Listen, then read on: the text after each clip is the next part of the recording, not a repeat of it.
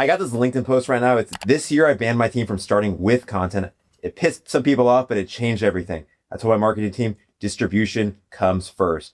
I read this out to Dylan, our head of post-production today. I'm like, this is so good. Like it makes you actually rethink content, because a lot of times me and Ding are just content creators. Like we're just creating content. We're having fun doing it. But it's like, we need to be thinking about distribution first. I want you to unpack this LinkedIn post. This post came about because I was so sick of the AI slop everywhere. My entire thinking is, look, how can we make something constantly of value that drives distribution? It costs a lot of money to get attention. What are ways, whenever you generate content or you think of content, how can I make sure it gets into the eyeballs and the watering holes I want it to go to from day one? And because you only have a finite budget, you only have finite resources and finite time. So how do you make the triangulation between that always work? It's like, how do I instill in my team, instead of saying, how do we do demand gen? How do we make someone go download? I'm like, how do we distribute this to the people that could potentially be our customers and make them feel like we're going to solve their problems? Even in our planning sessions, like someone will be like, oh, I want to do this. I'm like, cool. Where's the distribution strategy on that?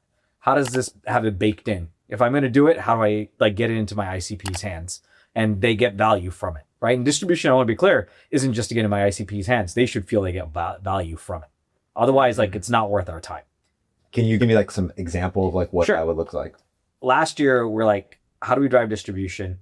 Brand costs a crap ton of money. Competitors cost a crap ton of money to advertise. CACs are going up. It's not getting any cheaper. And it came to a conclusion, okay, we have partners in everything now. Every report we develop has a tech partner associated with it or an influencer.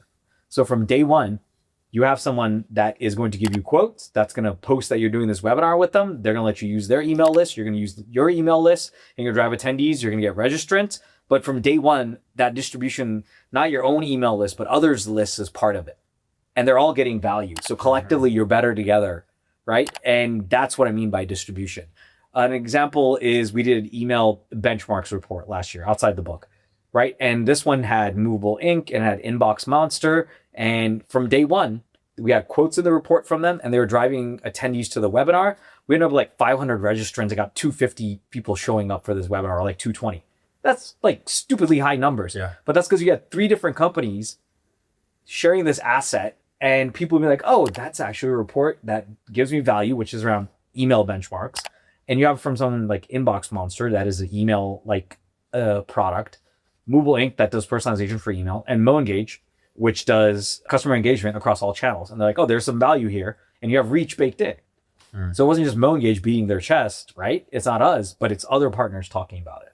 And then you got an influencer like the Marketunist actually was part of that webinar. Oh, nice. So he was also there. And so you get that spread. So that's what I mean by distribution being day one. Like you give me an idea like on the team, I'm like, where's the distribution here? Like, don't think of it like after you did it. Oh, here you go. The word I'm almost thinking of is partner and influencer enablement, right? I think there's an element of when you plan with distribution in mind, what you're really doing is making it easy for all your partners, all the folks that are involved in that launch, to share and engage with the campaign. I think a lot of times companies might drop the ball there and then it'll be like, hey, they'll be in a Slack channel or a group email thread, be like, hey, can you guys reshare this on LinkedIn? Yeah. But then the burden, the friction falls upon them, right? It's like, 1, you're being a bad partner. 2, you're decreasing your surface area of possibility for it to be shared in an engaging way. So I think there's an element of quality control there as well.